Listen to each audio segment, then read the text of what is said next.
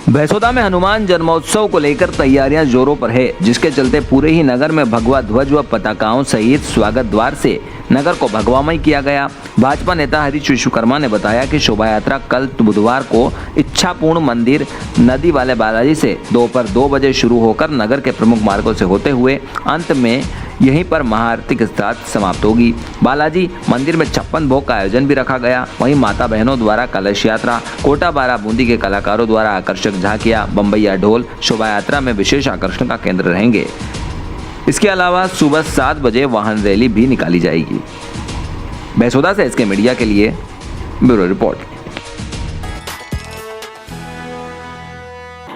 चित्तौड़गढ़ लोकसभा क्षेत्र में सांसद सीपी जोशी के राजस्थान भाजपा प्रदेश अध्यक्ष पद पर नियुक्ति के बाद जोशी के पहली बार चित्तौड़गढ़ पहुंचने पर डंगला खेड़ा स्थित चौराहे पर चित्तौड़गढ़ प्रधान देवेंद्र कंवर भाटी और धनेत कला सरपंच रणजीत सिंह की अगुवाई में भाजपा कार्यकर्ताओं द्वारा भव्य स्वागत हुआ। जानकारी देते हुए भाजपा नेता व धनेत कला सरपंच रणजीत भाटी ने बताया कि लोकप्रिय भाजपा सांसद व प्रदेशाध्यक्ष सीपी जोशी का स्वागत समारोह ढोल नगाड़े बजाकर साफा और माला पहनाकर डंगला खेड़ा स्थित चौराहे पर किया। स्वागत समारोह की अगुवाई चित्तौड़गढ़ पंचायत समिति के प्रधान देवेंद्र कंवर भाटी और धनेत कला सरपंच रणजीत सिंह भाटी द्वारा की। चित्तौड़गढ़ पंचायत समिति प्रधान देवेंद्र कंवर भाटी, धनेत कला सरपंच रणजीत सिंह भाटी, पूर्व उप जिला प्रमुख मिट्ठू लाल जाट, भाजपा जिला महामंत्री कमलेश पुरोहित सहित कई सैकड़ों कार्यकर्ता मौके पर मौजूद रहे। चित्तौड़गढ़ से एसके मीडिया के लिए सुनील निगम। 7 अप्रैल से बागेश्वर धाम के धीरेन्द्र कृष्ण शास्त्री द्वारा भव्य भागवत कथा और दरबार का आयोजन किया जा रहा। 7 तारीख से 13 तारीख तक चलेगी। वहीं बीच में 2 दिन दिव्य दरबार का आयोजन भी होगा। इसी आयोजन को लेकर बाईपास रोड स्थित कथा स्थल पर प्रेस कॉन्फ्रेंस का आयोजन हुआ। इस दौरान पूर्व नगर पालिका अध्यक्ष मुकेश टंडन, नगर पालिका के अध्यक्ष प्रतिनिधि राकेश शर्मा, आयोजन समिति के प्रमुख अंकित कृष्ण शास्त्री, बटुक महाराज सहित बड़ी संख्या में अन्य श्रद्धालु और समिति से जुड़े सदस्य मौजूद रहे। बताया कि 6 तारीख को भव्य कलश यात्रा का आयोजन होगा, जो देवी के बाद से प्रारंभ होने के साथ साथ कथा स्थल पर आएगा। वहीं 7 तारीख से कथा का आयोजन किया जाएगा। 9 और 10 तारीख को धीरेन्द्र कृष्ण शास्त्री का दरबार भी आयोजन होगा। करीब 200 बीघा क्षेत्र में कथा स्थल तैयार किया गया, जिसमें कथा स्थल के अलावा भोजन स्थल, पार्किंग स्थल के साथ साथ अन्य व्यवस्थाएं भी हुई है। वहीं इस दौरान बताया कि 4 से 5 लोगों की आने की उम्मीद इस कार्यक्रम में जताई जा रही है। व्यवस्था के लिए पुलिस बल को भी बुलाया। विदिशा से एसके मीडिया के लिए ब्यूरो रिपोर्ट सौरभ सक्सेना। आदरणीय बटुक जी महाराज और आदरणीय भाई साहब ने विस्तार पूर्वक बता दिया है कि करीब 6 तारीख को कलश यात्रा है, 7 तारीख से कथा प्रारंभ है। लगभग 150-2 लाख श्रद्धालुओं को आने की संभावना है। उसी की व्यवस्था ये लगभग 100 से 150 बीघा के प्रांगण में की गई है, जिसमें यज्ञशाला है, कथा का जो जहाँ पे कथा संपन्न होना है वो है, मेला है। ये संत समागम इतना बड़ा हमारे शहर को आयोजित करने का अवसर कभी नहीं रहा। जो अवसर यहाँ 7 तारीख से और 13 तारीख तक विदिशा शहरवासियों को राष्ट्रीय संतों के एक साथ दर्शन करने का सौभाग्य प्राप्त होने वाला है। आचार्य श्री सम्मानीय श्री धीरेन्द्र शास्त्री जी द्वारा जो भागवत कथा का आयोजन किया गया है, साथ में यहाँ पर जो श्री लक्ष्मी नारायण यज्ञ का आयोजन किया गया है। मध्य प्रदेश राजस्थान सीमा पर अति प्राचीन श्री पीपलिया खेड़ा बालाजी मंदिर पर कल 6 अप्रैल गुरुवार को हनुमान जन्मोत्सव बड़े ही धूमधाम से और हर्षोल्लास के साथ मनेगा, जिसकी तैयारियां जोर शोर से चल रही है। श्री हनुमान जन्मोत्सव कार्यक्रम को लेकर मंदिर का रंग रोगन किया गया। विद्युत सजावट के साथ पुष्पमालाओं से सजाया जा रहा है।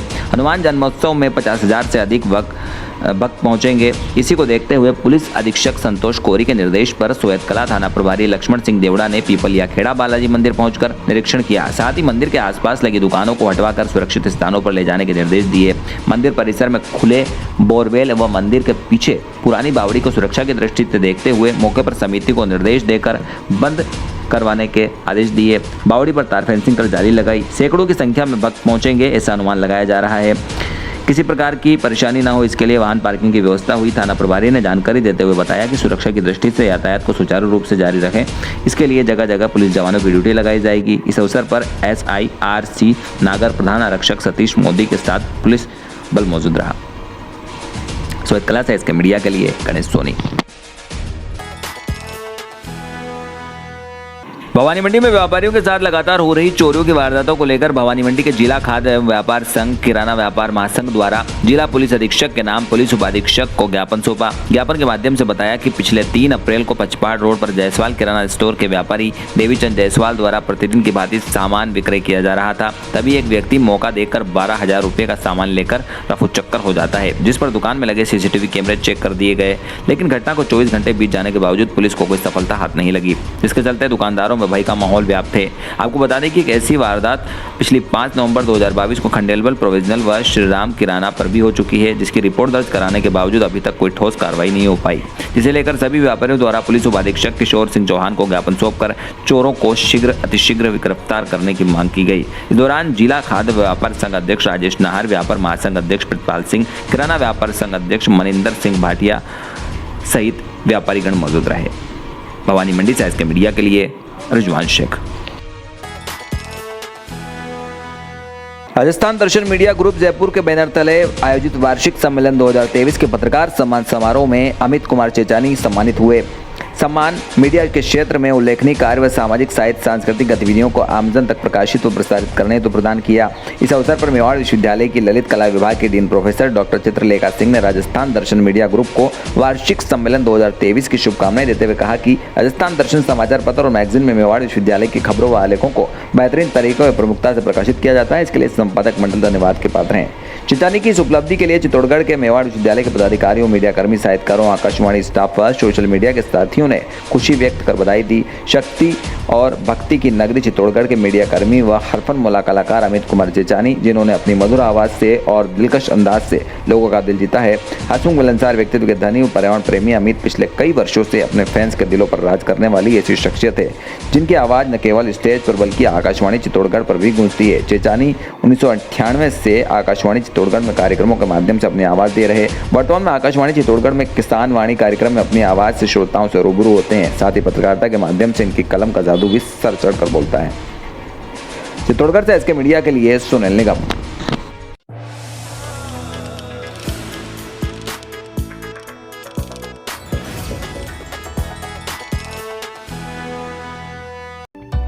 मध्य प्रदेश शासन की मुख्यमंत्री लाडली बहना योजना अंतर्गत पात्रता मध्य प्रदेश की स्थानीय निवासी हो, विवाहित हो, जिसमें विधवा, तलाकशुदा एवं परित्यक्ता महिला भी सम्मिलित होगी।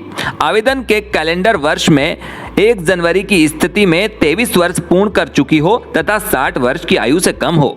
योजना अंतर्गत अपात्रता योजना के अंतर्गत ऐसी महिलाएं अपात्र होगी जिनके परिवार की सम्मिलित रूप से स्वघोषित वार्षिक आय 2.5 लाख से अधिक हो, जिनके परिवार का कोई सदस्य आयकर दाता हो, जिनके परिवार का कोई भी सदस्य भारत सरकार अथवा राज्य सरकार के शासकीय विभाग, उपक्रम, मंडल, स्थानीय निकायों में नियमित स्थायी कर्मी, संविदा कर्मी के रूप में नियोजित हो अथवा सेवानिवृत्त उपरांत पेंशन प्राप्त करता हो, जो स्वयं भारत सरकार, राज्य सरकार की किसी भी योजना अंतर्गत प्रतिमाह राशि ₹1000 या उससे अधिक की राशि प्राप्त कर रही हो, जिसके परिवार का कोई सदस्य वर्तमान अथवा भूतपूर्व सांसद विधायक हो, जिनके परिवार का कोई सदस्य भारत सरकार अथवा राज्य सरकार के द्वारा चयनित मनोनीत बोर्ड, निगम, मंडल, उपक्रम के अध्यक्ष, संचालक सदस्य हो, जिनके परिवार का कोई सदस्य स्थानीय निकायों में निर्वाचित जनप्रतिनिधि, पंच एवं उपसरपंच को छोड़कर हो, जिनके परिवार के सदस्यों के पास संयुक्त रूप से कुल 5 एकड़ से अधिक कृषि भूमि हो, जिनके परिवार के सदस्यों के नाम से पंजीकृत 4 पहिया वाहन ट्रैक्टर सहित हो,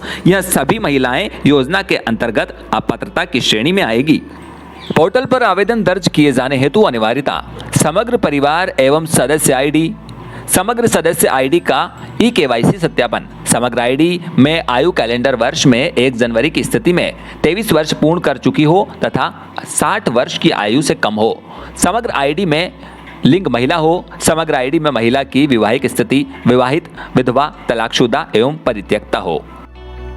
अंतिम सूची के बाद भुगतान किए जाने हेतु अनिवार्यता: महिला का व्यक्तिगत बैंक खाता होना चाहिए, महिला के बैंक खाते में आधार जुड़ा लिंक होना चाहिए, महिला के बैंक खाते में DBT सक्रिय हो। यही सभी होने पर अंतिम सूची पश्चात भुगतान किए जाने हेतु अनिवार्यता होगी। और अब आइए प्रक्रिया को समझ लेते हैं 6 चरणों में। पहले चरण में ऑफलाइन फॉर्म आवेदका की समस्त जानकारी प्रिंटेड फॉर्म में दर्ज किया जाना चाहिए। दूसरे क्रम में प्रिंटेड फॉर्म अनुसार पोर्टल में समग्र आईडी के आधार पर जानकारी दर्ज करवाना। अंतिम सूची में प्रथम अंतिम सूची जारी की जाना, आपत्ति प्रबंधन में ऑनलाइन एवं अन्य माध्यम से दर्ज आपत्तियों का समिति द्वारा निरीक्षण व निराकरण। 5वें चरण में अंतिम सूची में आपत्तियों के निराकरण के बाद अंतिम सूची जारी किया जाना व स्वीकृति पत्र जारी किया जाना और अंतिम व 6वें क्रम में मासिक भुगतान में समस्त पंजीकृत हितग्राहियों को प्रतिमाह राशि का भुगतान किया जाना। मुख्यमंत्री लाडली बहना योजना की समस्त जागरूकता हेतु प्रसारित की गई जानकारी को देखने व सुनने के लिए धन्यवाद। नगर परिषद भैंसोदा द्वारा जनहित में जारी।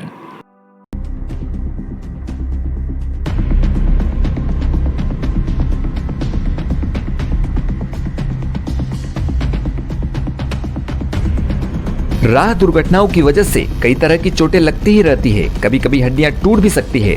अगर हड्डी टूटी हो तो इस तरह से शनाख्त कर सकते हैं। अगर चोट की वजह से दर्द बहुत ज्यादा हो रहा हो या उसे हिलाने से दर्द बढ़ती हो तो फ्रैक्चर निर्धारण किया जा सकता है। अगर घाव के पास सूजन हो, चमड़ा लाल हो या शरीर के आकार में बदलाव स्पष्ट दिखे तो फ्रैक्चर निर्धारण किया जा सकता है। चोट आयंग को हिलने से रोकने के लिए सीधी लकड़ी से बांधकर घायल व्यक्ति को डॉक्टर के पास ले जाएं। एक सख्त लकड़ी को घाव के दोनों तरफ के जोड़ों से चिपकाए रखें। वो लकड़ी ना हिले, उसे चोट के चारों ओर कपड़े से बांधिए। चोट आयंग से लकड़ी अच्छी तरह से सटा रहे, ऐसे बांधिए। राह दुर्घटनाग्रस्तों को सहायता करने से न कतराएं। तहे दिल से सहायता करने वालों को कानूनी संरक्षण दिया जाता है। मानवीय सहायक कानून के तहत सहायकों को कोई भी जवाबदारी करने की जरूरत नहीं, वे तुरंत जा सकते हैं। सिविल या क्रिमिनल कानून के तहत कोई भी सहायक को दोषी नहीं माना जाता। सहायकों का नाम या अन्य विवरणों का खुलासा करने के लिए उनसे कोई जबरदस्ती नहीं कर सकता। मेडिकल लीगल केसेस में भी उनके विवरणों का खुलासा करने के लिए जबरदस्ती नहीं की जा सकती। हॉस्पिटल के कर्मचारी सहायकों को रोकने के लिए या पैसे भरने के लिए जोर जबरदस्ती नहीं कर सकते।